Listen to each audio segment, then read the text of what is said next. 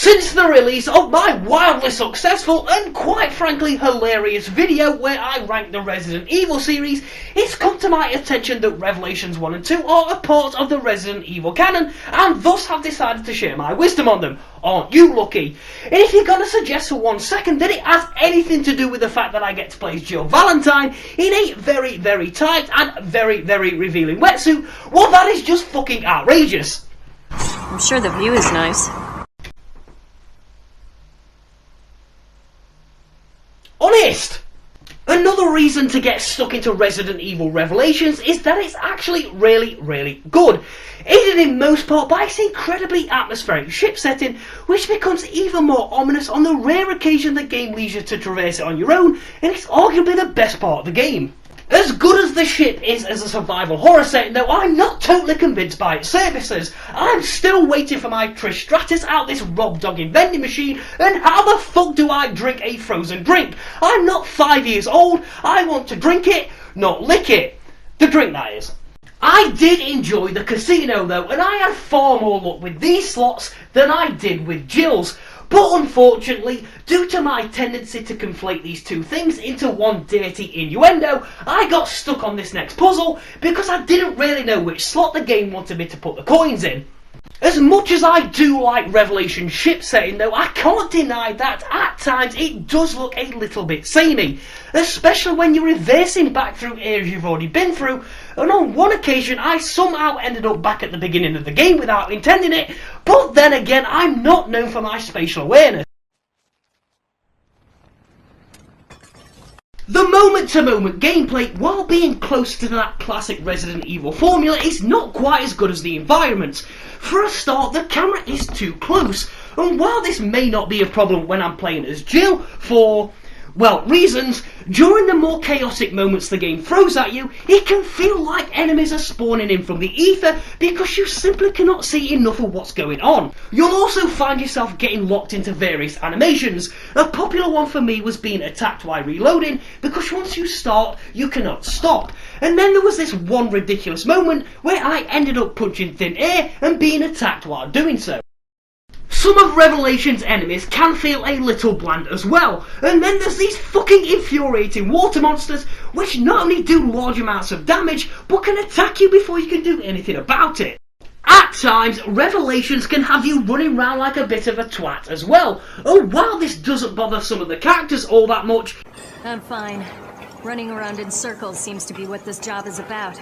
It bugs the fuck out of me. And one of the more egregious examples of this is when the game has you go back and find a screwdriver with the Genesis scanner, even though it's a bioscanner, it's right there in the fucking manual. But if you're a genius like me, you won't use the Genesis scanner for mundane tasks like finding items. And I have used the Genesis scanner to answer the question which has plagued men for all eternity.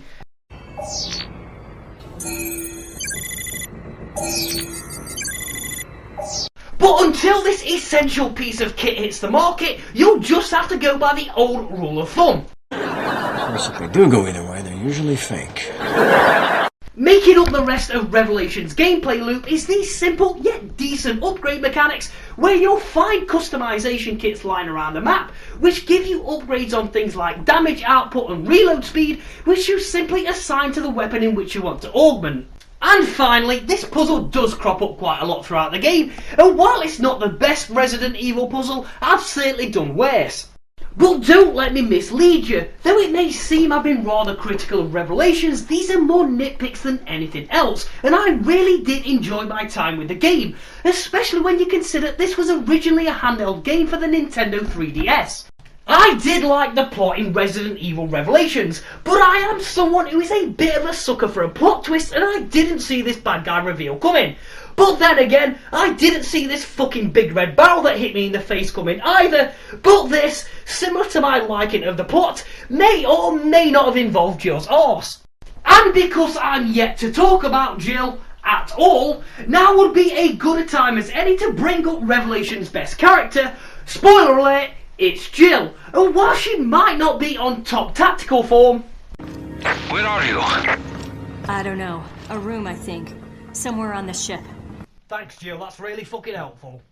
She does display some incredible flexibility, and not only will she put questionable things in her mouth like we learned in Resident Evil 3, but she'll dive straight into disgusting things with her hands as well.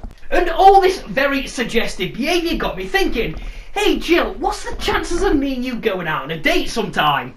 Not good.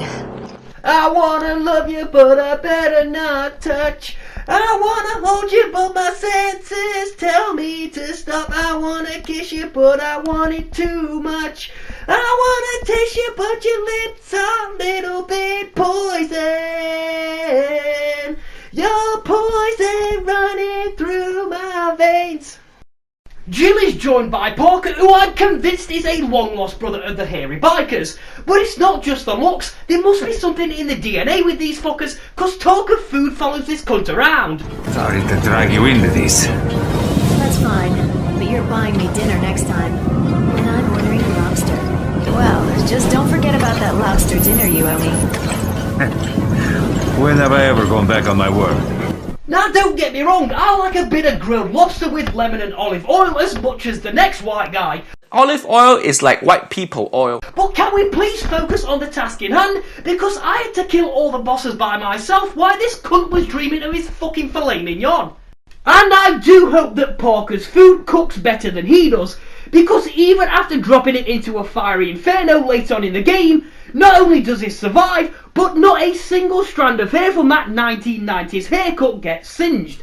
Next up is the head of the BSAA, one of the game's anti-bioterrorism organisations, O'Brien. And I think that O'Brien is actually the real victim of Resident Evil Revelations after being fat-shamed by his doctor. Well, my doctor told me I need exercise. And for those of you wanting to complain about a thyroid issue, What's that mean, thyroid? Chris also makes an appearance in the game as well. I have no idea why though, because like back in the Spencer mansion, he leaves all the fucking work for me and Jill to do. Not your partner. But instead of sitting on his arse in a cell for the entire game, this time around, this retard gets on the wrong fucking ship. And Chris is joined by Jessica, who fails to make the best first impression by proving what a Gen X cunt she is, because she has clearly never ever seen the A-Team. Oh, the plane! My God, it crashed! Jesus, no one could have lived through that.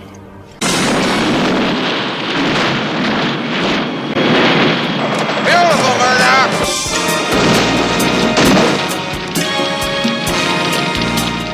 She isn't all that smart either. I don't see a thing. I thought the Mediterranean was just like a big lake. Well, no shit, honey. Not even the Mongols crossed the Mediterranean, and think of all them untapped women across the sea. And while I do hear your cries of no means no, well, they didn't call him Genghis Khan, did they? And while Jessica clearly has the hots for Chris, He never got the hint. What a drag. Maybe he's already taken, Jessica. her lady boner was not big enough for her to let me look at her arse. Then there's the comedy relief duo Quint and Grinder, and talk about two characters who feel totally out of place because I'm convinced these two got lost looking for Resident Evil 4. So, you followed Jessica home. You know where she lives now? Almost. I had her until the very end, but I lost her near the... Hey! You think I'm a stalker, don't you? Yes, dickhead, that would constitute stalking. Morgan, the director of the game's other anti-bioterrorism organisation, the FBC, is the game's chief baddie. And even though he tries to kill everybody with the virus, again, this is not the worst of his crimes in Resident Evil Revelations, and this fucking bellend is a perfect candidate for a modern day arsehole because he clearly cannot tell the difference between a man and a woman. Not the most original last words, but best of luck, gentlemen. Jill is clearly a fucking woman, as in a female, as in she has XX chromosomes. And no, contrary to popular belief, Jill XX is not the title of a porno I have on my laptop. The last of the characters I'll introduce is Raymond, and while both his allegiance and his morality remain ambiguous throughout the game, and even beyond it, I'm taking no chances and I'm playing my victim card, because as a very, very sexy red-headed man, every girl crazy about a shine as me.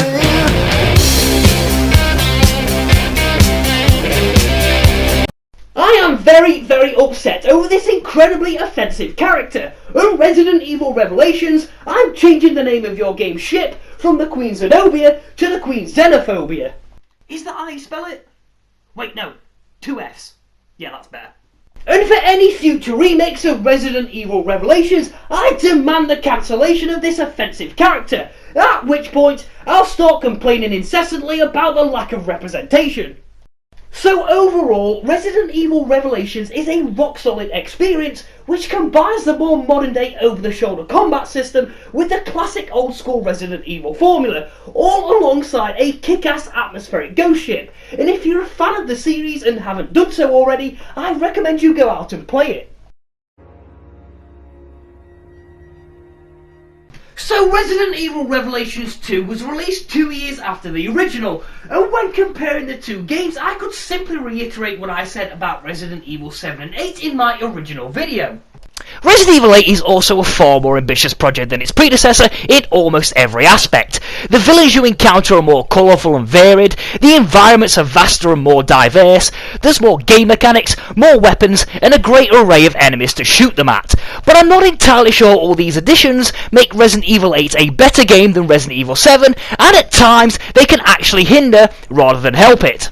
And most of these points would be applicable to Revelations 2 as well, but with one key difference between the two comparisons, and that is all the additions to Resident Evil Revelations 2 do indeed make it a better game than its predecessor.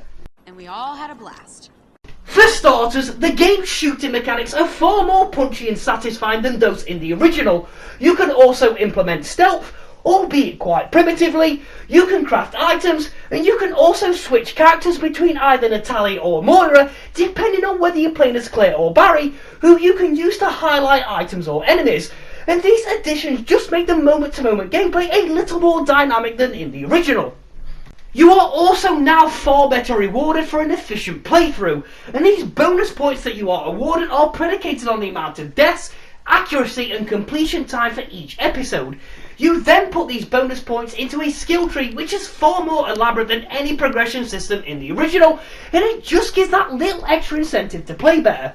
Some of these upgrades should really have been default to begin with though, and having to purchase a skill so the AI actually does something seems a little bit ridiculous. But to be fair to Revelations 2, I could have really done with this upgrade in the original Resident Evil, while that lazy bastard Chris sat in his cell for the entire game, and yes, I'm still grinding on that.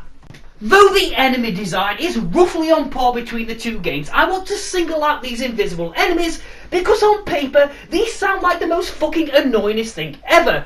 So Natalia, who can actually see these things, will have to guide you to your target before they kill you in one hit, and this can lead to some really intense encounters. That being said though, I do wish they partnered you with someone who was a little better at directions, aka a man. Higher! There, shoot! You missed! Try lower! There, shoot! Keep going! No, more right! There, shoot! You missed! Higher! You missed! Try lower! Not there, more left! For fuck's sake, woman! And because Natalia is clearly a minor, I won't make any more of my usual crass female jokes, because on the microscopic chance that this video ever becomes monetized, I don't want to miss out on any lost profits. Is it just me, or is it getting hot in here? I also want to point out that while having a partner does take away those feelings of isolation, they're not really annoying like they are in some other Resident Evil games.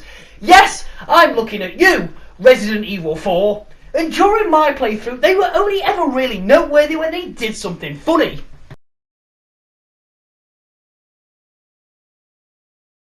As much as I did like the gameplay in Revelations 2, it implements this now very familiar system where your screen will turn a blurry blood red to indicate how much damage you've taken, and it's really intrusive and really annoying. Where still is these fucking suicidal cunts who'll not only come and blow themselves up in front of you, but leave your screen covered in this gooey shit. Now when you're a classy guy like me, I can think of at least one scenario where Claire's face being covered in a sticky disgusting substance sounds rather favourable. But what I do not need is fucking Muhammad's jihad bukkake residue all over my fucking face while I'm trying to fight monsters. Now, if you're like me, when you first booted up Revelations 2, you first had to overcome the feeling that you'd been here before, and I was convinced it was a remake of Resident Evil Code Veronica because the two introductions play out exactly the fucking same. Both games see Claire captured in the black of night. There's a helicopter, there's lots of gunfire, there's some bright lights, and there's even some broken glass involved. And then both games see Claire taken to a prison island, where she wakes up on the floor of a prison cell, in which the door immediately opens for her, making it totally redundant putting her in a cell in the first place. Revelations 2, you do know how to get in my good books, and I give you a gold star for having a classic character like Claire Redfield. That being said though, the game does seem to forget Claire's own history in the series. In Resident Evil 2, she was a caring subordinate mother figure for Sherry, something I brought up in my original video. Watching Claire go from caring subordinate mother... I don't know what I'd do without you. Are you kidding me? You were doing just fine without me, so I came along and got you all sorts of trouble. And then to a potty mouth badass... is an absolute joy. Yet here in Revelations 2, when Claire and Moira first meet Natalia, Claire grills this little girl like she's the fucking Spanish Inquisition. What's your name? Where are you from? Did that lady put you here? Where are you? Whoa, down, Claire. Let me talk to her. And while Claire isn't my true love and the person with dibs on my firstborn like Jill is, she's not totally averse to teasing me. Yeah, I was almost a Claire sandwich. A Claire sandwich! A fucking Claire sandwich! And if I combine this with a Jill sandwich... You were almost a Jill sandwich.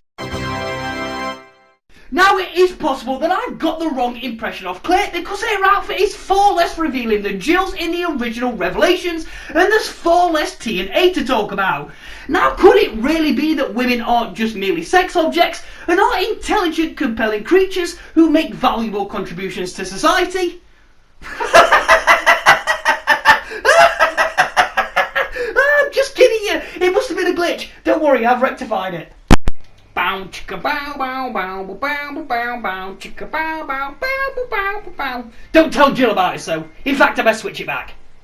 Claire is partnered by Moira, and at the risk of sounding hyperbolic, she's one of the most interesting and likeable characters in the entire series. And no, I'm not just saying that to atone for that last joke. So Moira is not only charismatic, but has real depth to her as well, with her backstory that she accidentally shot at her sister when she was young, and this not only drives the narrative, but the gameplay as well. I also found a small amount of irony that in the scene I just mentioned where Claire and Moira discover Natalia, it would be Moira, not Claire, who would add another layer to her character, because she showcases that she's not only sassy and sarcastic, but kind as well, and this makes her even more likeable. You must be so scared. I know I am. My name's Moira. See? We're like sisters. Everything's okay now. What's your friend's name? Maddie. You're both so brave. And because Moira is such a compelling character, I genuinely felt that this cathartic moment towards the end of the game, where Moira overcomes her fear of guns, really carries some weight to it.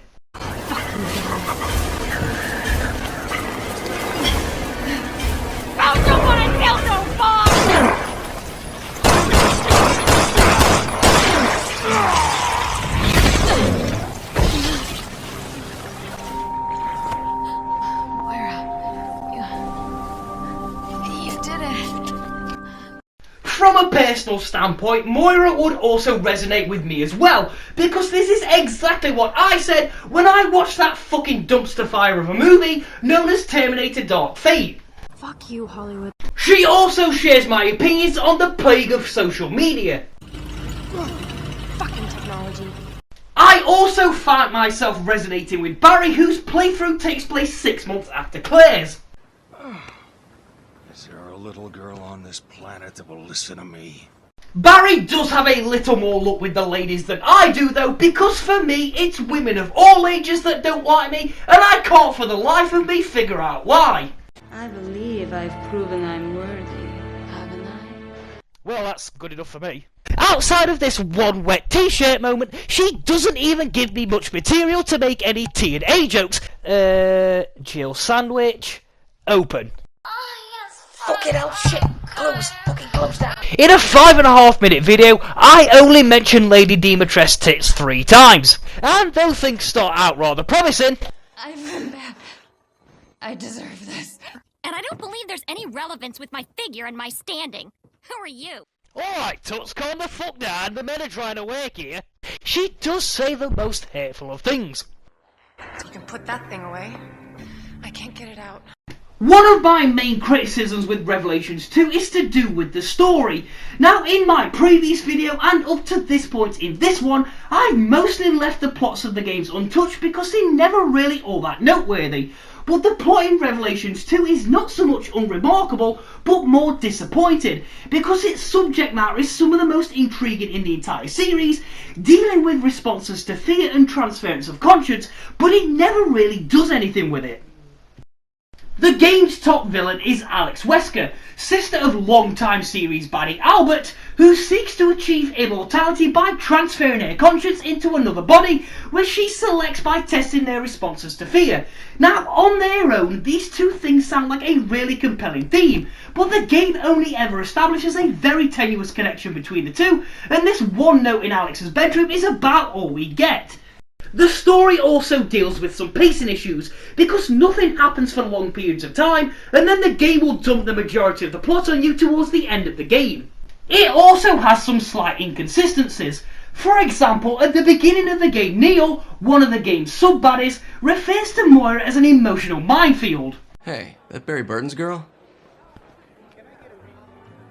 Yep, Moira started today. But you've got to be careful if you're going to mention Her and her dad? Oh yeah, emotional minefield. Okay. You did your homework. Which raises the question of why she was selected for a fear response program to begin with. And even though Fernandez told Claire and Moira that their bracelets were transmitting a signal to the Overseer, I managed to trace the bracelet's transmissions. The two still think the Overseer thinks they're dead. The Overseer's been watching us every step of the way. But if she thinks we died in that explosion...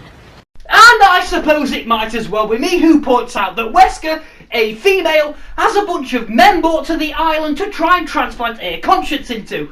Thank fuck we kill it at the end of the game though, or I once again may have to fight a Resident Evil villain that is a dude wearing a dress, like I did in Code Veronica and Zero. Ah no, contrary to popular belief, putting a female conscience into a male body does not make you a fucking female. It will put you on the cover of Vanity Fair though.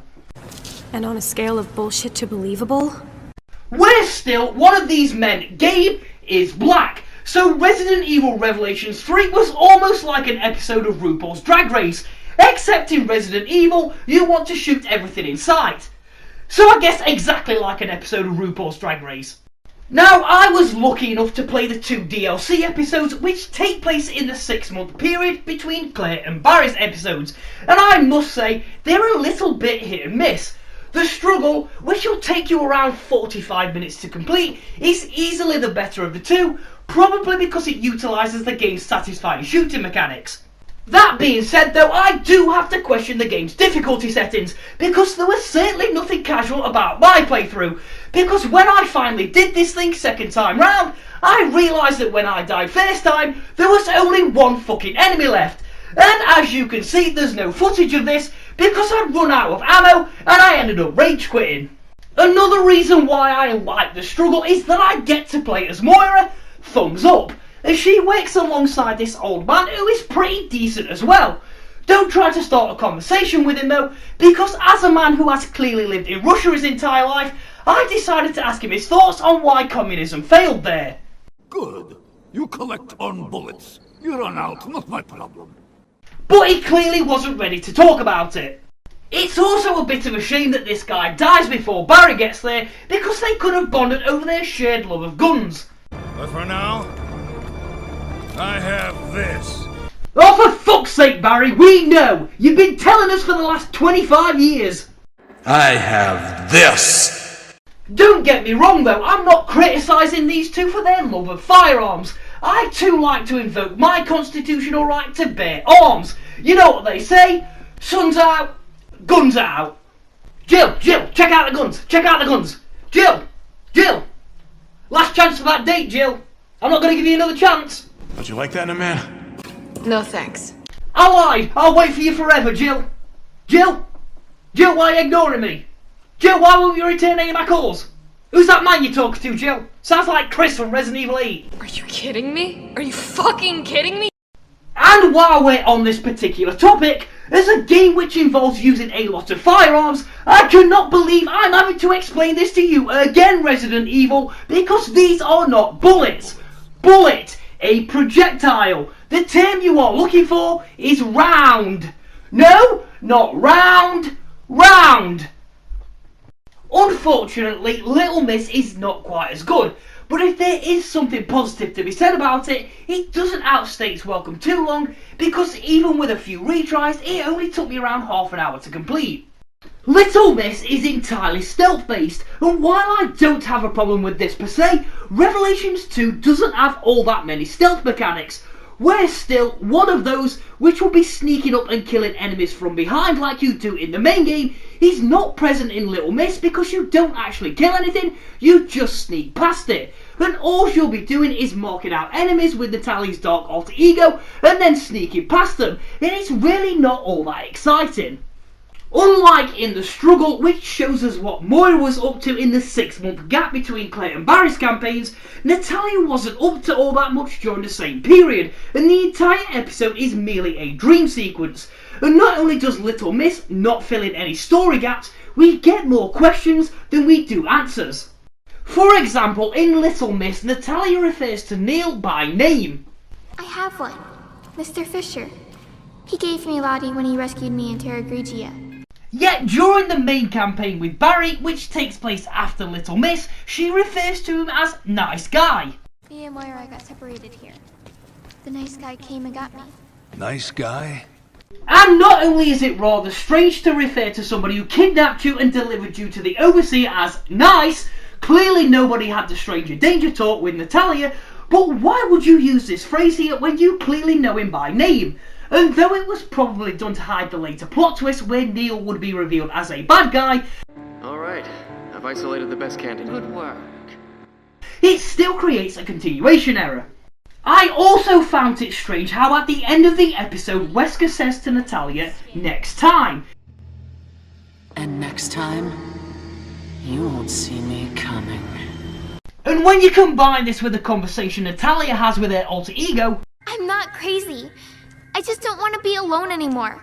I don't want to be sad. I can take that sadness away. If you let me in. You just have to trust me. I interpreted this as Wesker's attempt to put her conscience into Natalia's body as a failure, but the rather creepy post-credit scene in the main game would suggest otherwise. A cage went in search of a bird. But now, the bird is gone. The bird has changed.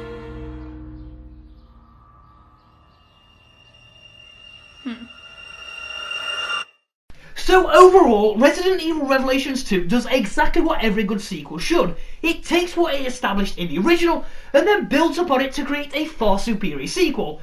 And with its fun moment-to-moment gameplay and incredibly likeable characters, if you're a fan of the series or just this style of game in particular, I highly recommend you go out and play it. Well, that's it. I hope you really enjoyed that. And if you didn't, well, tough shit, I guess it's nearly over.